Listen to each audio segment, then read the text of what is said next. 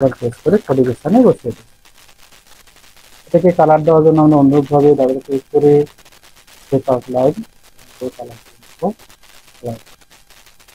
এখন আমাদের কি করতে হবে, এখন আমাদের লিখতে হবে, অর্থাৎ লেখার জন্য আমাদের অবশ্যই অর্ডার লেখার জন্য অবশ্যই আমাদের অর্ডার ব্যবহার করতে হবে। ইনসার্টে অর্ডার, অর্ডার এই জন্য আমাদের ডিজাইন আছে অর্ডারের, এই অর্ডারটা সেট এখানে আমরা লিখবো।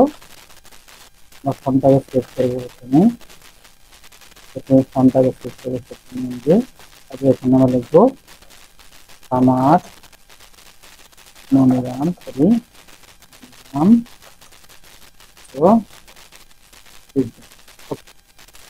তাহলে এই লেখাটাকে একটু আমরা ঘোরাবো, অর্থাৎ আমাদের রাউন্ড করার জন্য আমরা এটাকে পার্কিং ডিসপ্লে দিয়ে টেস্ট করবো এবং এটাকে পুরো করার জন্য আমরা কিবোর্ডের শিফট বাটন প্রেস করে নিচের দিকে ড্র্যাগ